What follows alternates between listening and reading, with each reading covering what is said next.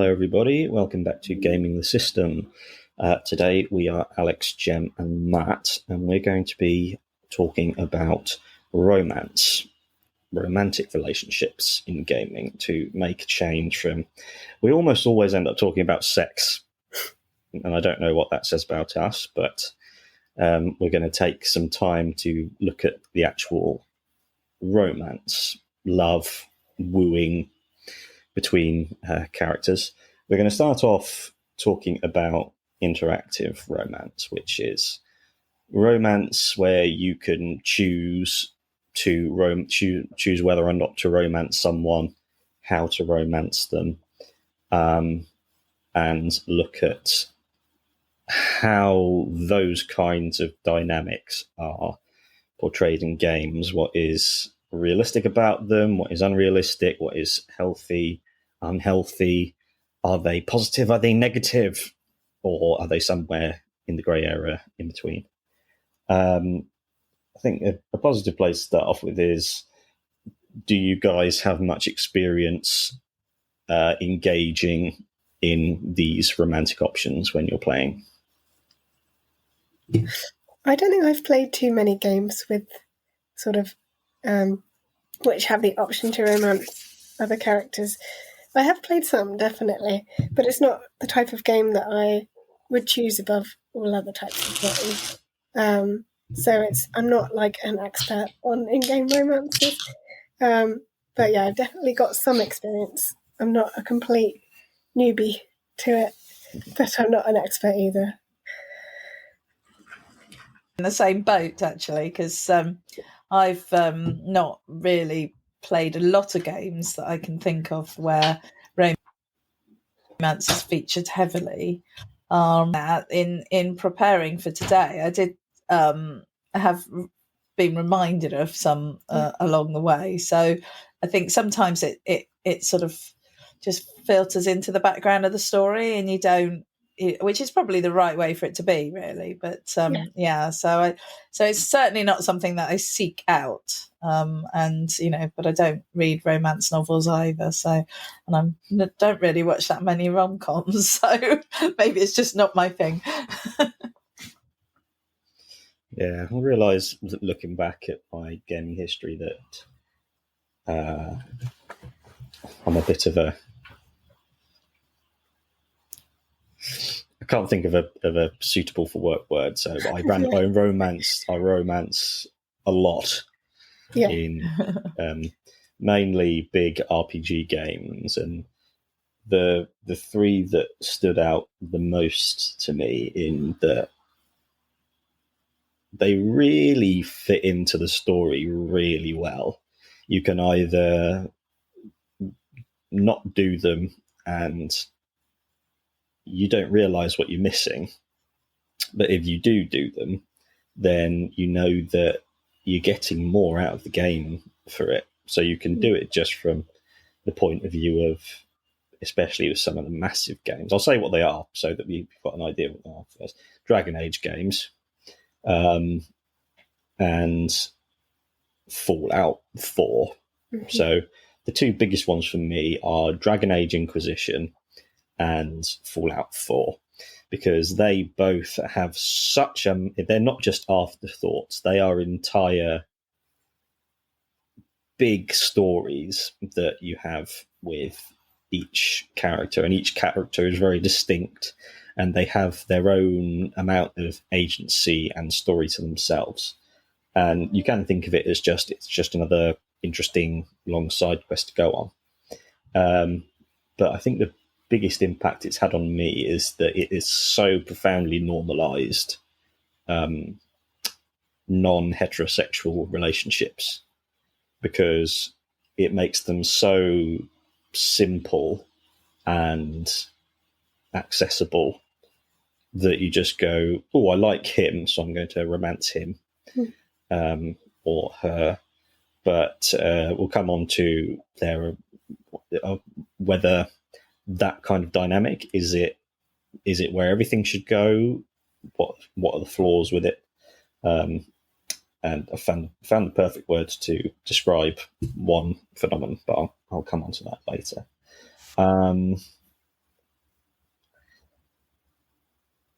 I suppose, what your impressions of interactive relationships in games? Do you think we'll probably have to come to whether narrative romance or interactive romance is which one is superior in terms of its relationship to feminism and patriarchy? Do you think that these interactive romance options are, I can't think of a more nuanced way to say it at the minute, are they positive or negative elements in the gaming industry?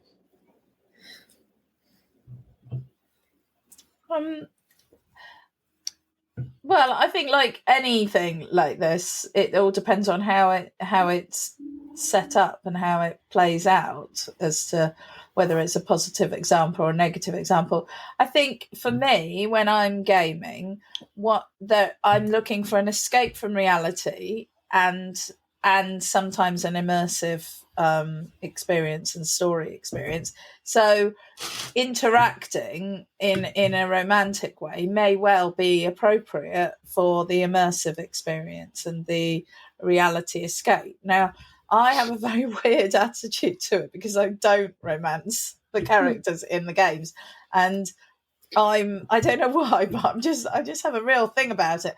And occasionally I might romance a character just to see what happens, but I'll always like reload it and go back to before I did, because I don't want to impact the story. And I feel I'm thinking primarily of Mass Effect and Dragon Age, where they have a huge amount of options and things. And in Dragon Age Inquisition, you get the option to like have one night stands or have longer, more meaningful relationships with the other characters, which I think is really cool and fun.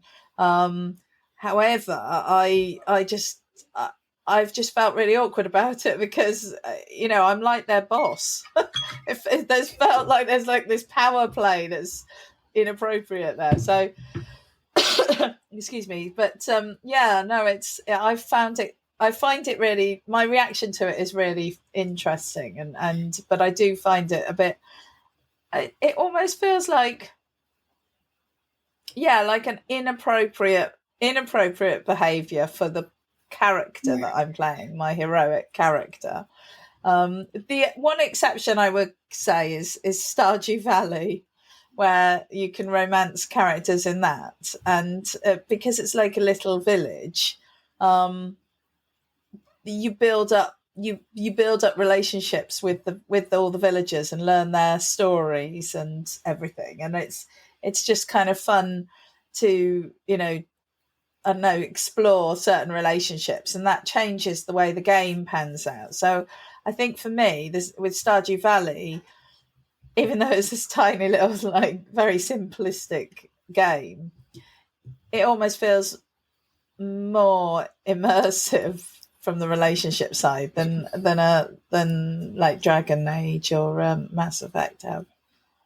Yeah, I feel quite similarly. I think in some games, a lot of the interactions, I've played before, like in Witcher and in Assassin's Creed Odyssey, for example, just feel really awkward and like I shouldn't be doing it.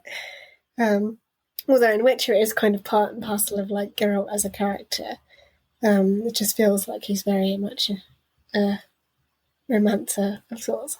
Although in Odyssey it just felt like the whole notion of in-game romances was more of an afterthought, like they were just throwing it in there for the sake of it because people might like to do it, but it didn't feel like something. I mean, I kind of made it into like my own version of Cassandra, where she was very much into casual, relationships with anybody, anytime, any place. But they did, like, I think the weirdest ones were in Valhalla, Assassin's Creed Valhalla, I should say, where you can actually romance your adopted brother's wife, which I felt very bad about doing. I started it and then there's an option to back out, and be like, no, I'm sorry, this isn't right for me. And then the character just carries on like normal, like you were before, but with slightly less amorous intentions towards you. And I just felt really bad about ending the relationship and then getting with the baker in your home village instead. And then I was like, oh, I need to pay attention to every time I come back from doing like loads of missions around England. I'd be like, how are you, baker? Are you still in love with me? And then we'd go and do some fishing. And, yeah, it would all lead to sex, though, obviously, which was, again, just really awkwardly handled, because obviously they decide to show either everything or nothing. So there's like this weird cutaway where it's like, let's go to the bedroom, and then it cuts to the scene in the morning where they're just putting the armour back on that they already are wearing. That type of thing, where it just feels a little bit weird and awkward. One thing I think I should note is probably the first experience of in-game romancing was probably in The Sims, where it felt quite natural to do, because part of your whole goal as a character is to grow and like build your own home and your own life, and part of that might include making a family. So that is one example where it feels a lot more natural, and probably, again, my first experience of romancing people in games, and I was very into that, definitely, because The Sims is just kind of made for that sort of thing. So it was really quite fun there. But in other games, it definitely feels like an awkward add-on, where it's like, maybe we can include this if people want it, but the core of the game is really more about, the actual adventure, rather than some romance you may or may not choose to have on the side.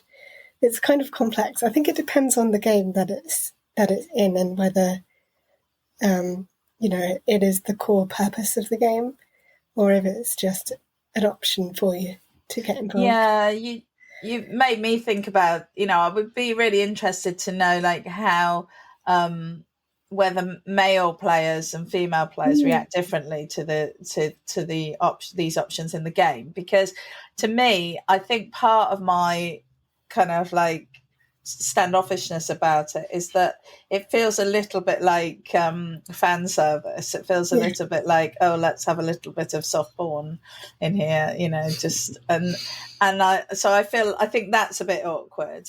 But I think, as Matt said, we always end up talking about the sex on this. So, maybe we need to pull it back, because the romancing, which is the lead up to it, is not that. And, so if it's done well, and as you say, Alex, if it feels like it's part of the story and it feels consistent within the game world, and your character's story, then it just enhances it, and it's a positive, but can be awkward. I think we're gonna, because you two brought it up, we're gonna have to talk about sex very briefly, because you just made me think, Alex, about how you think about the sex is like the binary thing that seems to be like the apex of the relationship arc. So often that you do the romantic foreplay, the quests. Someone referred to it as, it's like a kindness coins that you build up to put in a vending machine. And so that's what your an invisible meter that you're building up and up and up with each dialogue option or quest that you do. And then it feels like, oh, yep, you've had sex now. Now you're in a relationship. And then you can move on. Yeah. Do you think that is that because I've only just realised that's the association that I feel from it. Do you two feel like sex is put in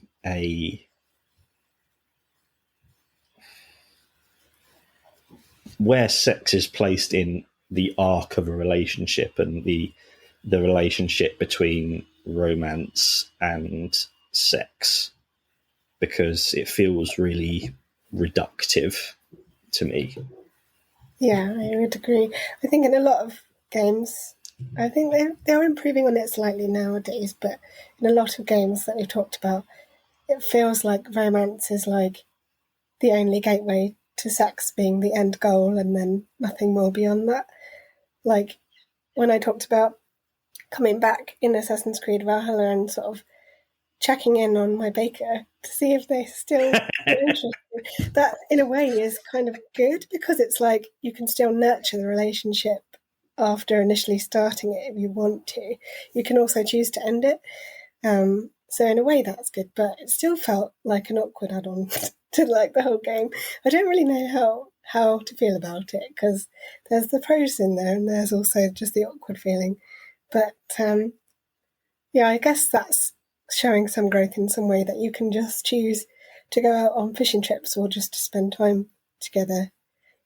I mean, probably a lot. I don't know. After a while, it was a little bit boring. I was like, okay, great. And can I go back do some killing people now?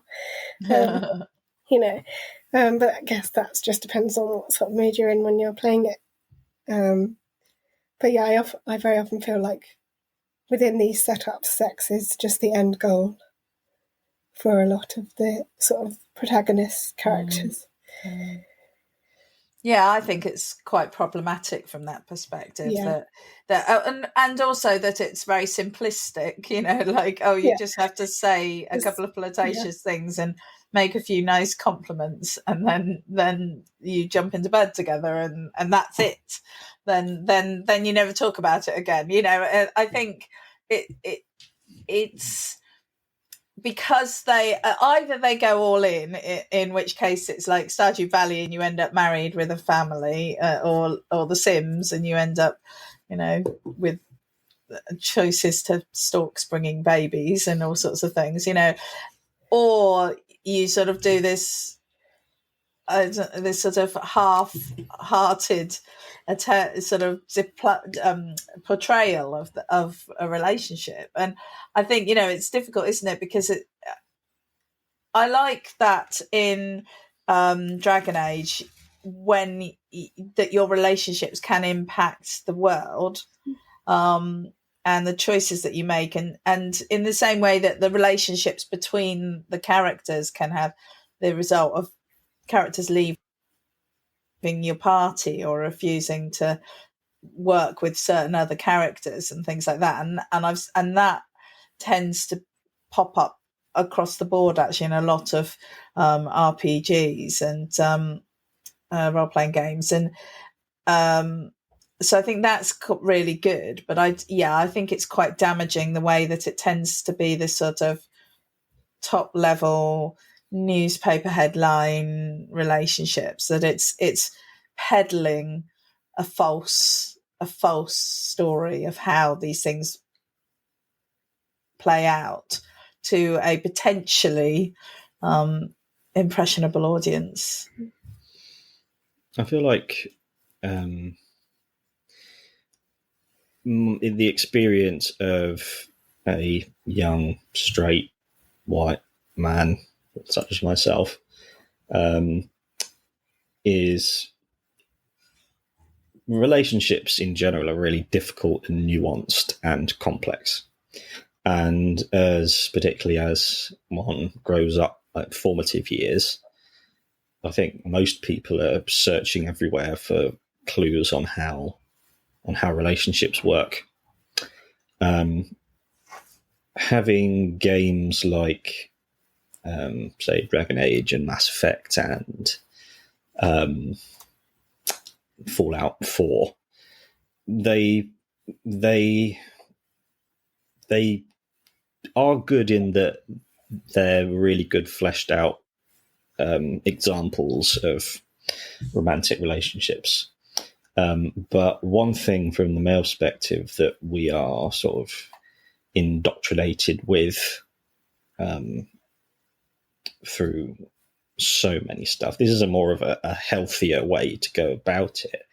But it's the idea that you can have anyone, everyone, every woman is a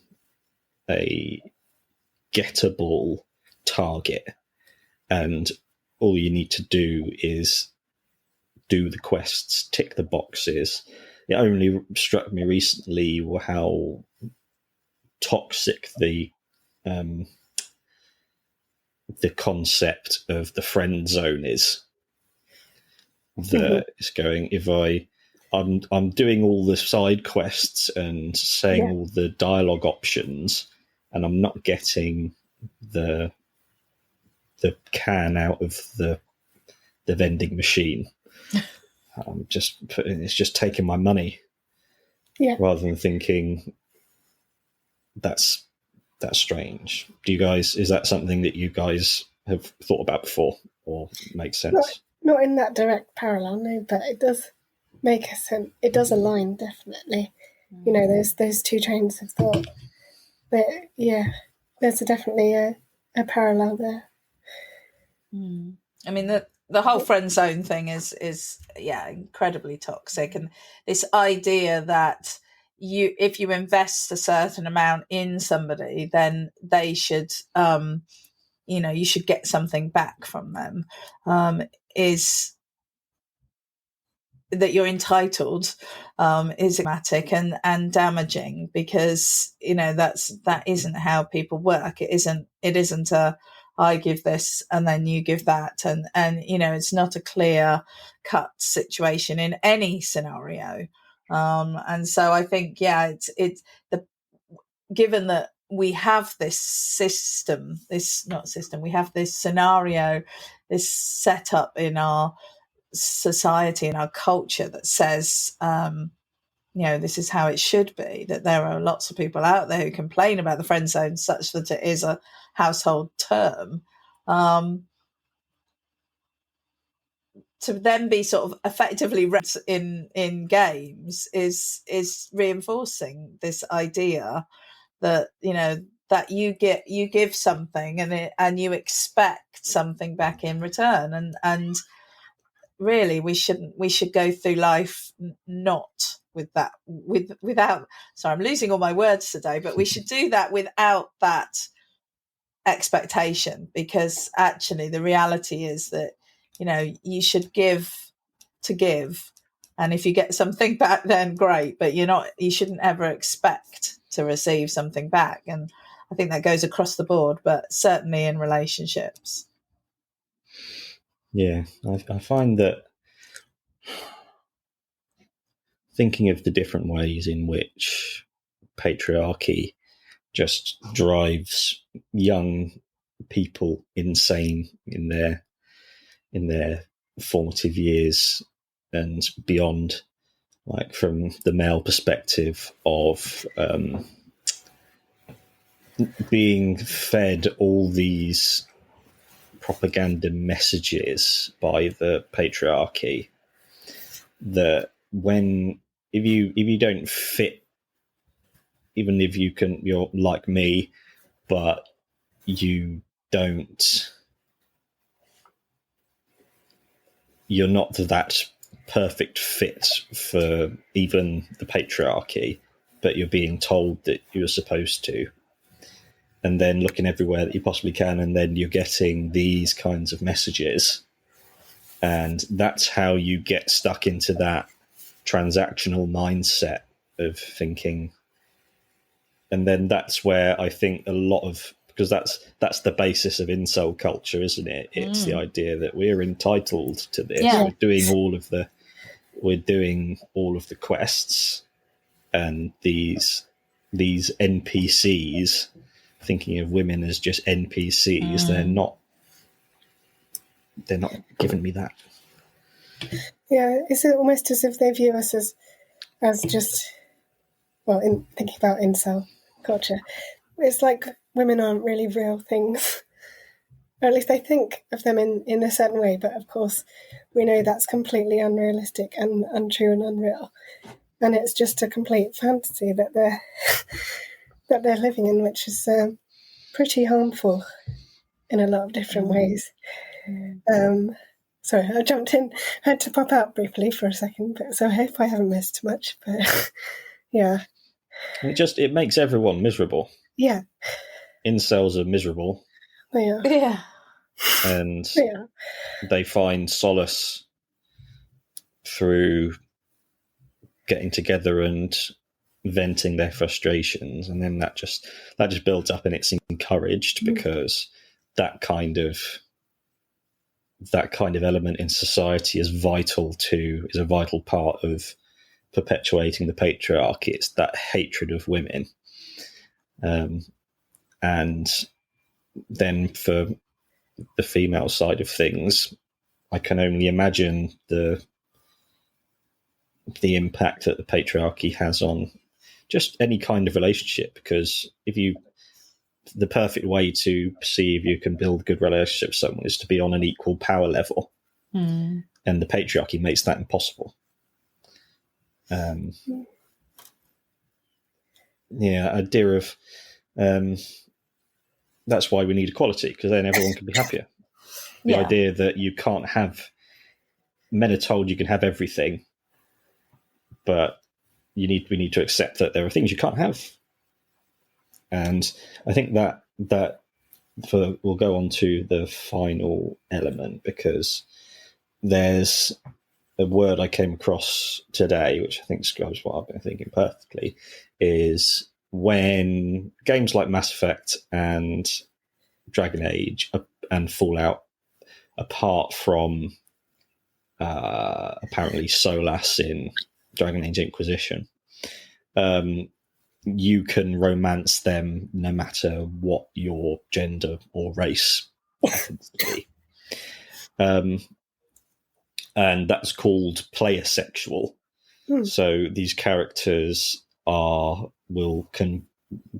be attracted to the player character, whatever it may be. And I want to talk about what's positive about that and what's negative about that, and what a positive evolution of this kind of game might be in the future. So what are the good parts about you being able to romance any one of these characters, do you think? I think it's good in that it shows that if you, as the playable character, want to romance somebody, there's no, that gender or identity isn't perceived as a barrier to you, as in terms of getting involved with anyone. There's no barriers there. You can choose whoever you like, and in that way, it's quite. It's giving you choice as a player, which is good, and it's representing a world which is technically a lot more inclusive than this one potentially could be. And that's down to a lot of different things, like a lot of outside factors that influence that. And in the game world, there aren't those factors there. So in that way, it's positive. But equally, if you think about that a little bit more, is that really 100% realistic? Is the question of how realistic do you want your game to be? Is it based on an idealized world, or is it based on a particular time period? If it's a game set in like Victorian times, say, would you want it to reflect the attitudes of the time, or would you want it to be completely different to how it would have been at the time? I've gone off tangent, I know, but I don't know what else to kind of expand upon, really. Those are just my initial thoughts. Okay, what was the question?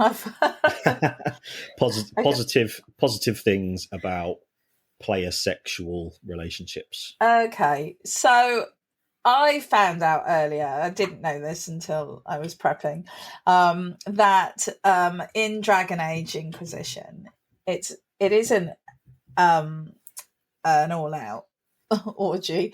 If you are a female elf, then you have 6 options to romance. If you're a female human, you have 5. All other combinations have just 4 romantic options. so they have made some decisions in there. Now, I'm not sure exactly who can romance who under what circumstances, but I think that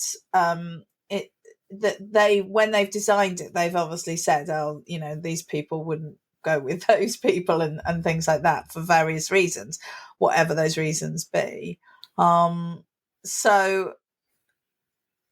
But I do think that it's a positive, that it's positive to see that within these imaginary worlds, we are beginning to break down some of the barriers around sort of cultural and social expectations about who you can and can't romance, and under what circumstances. And I think that is a positive thing, actually, because I just think that the more we see these things happening around us, the less horrified and shocked everyone will be when they see it again. And but I do think that the games industry is still lagging behind when it comes to, say, if we compare it to movies or TV shows and things like that, where I think it's becoming much more just sort of background. It isn't really a big thing. Like, I mean, I remember watching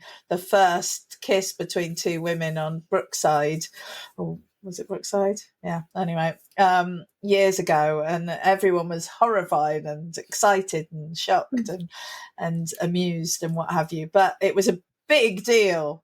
But it was years. It's been years. But nowadays, you see, same-sex relationships, polyamorous relationships, all sorts of interesting open relationships, all sorts of stuff going on that is just part of the story. It's just in the background. It's not specific to, like, it isn't a big deal. So I think that the games have a bit of a way to go, really. Generally, I think it's quite a positive thing that they're allowing a broader choice. I would have real problems, I think, if it was if the being very restrictive about who could romance who. I think that would be extremely damaging. I think where we're at now is not necessarily positive, but it's moving in that direction. Yeah, it's not the best, but it's better. Exactly. And I think it's going to get better. I think the positive side is, just what you're saying. I was thinking of it as in terms of you need to saturate society with these supposedly fringe elements of things. So when you just go, rather than thinking, oh, we'll have 3 romantic options and we'll make them really rich and have lots of like subtext to them, just go, you can shag anyone. You can shag anyone. You can shag anyone. You could shag anyone, and have that be the core level of it.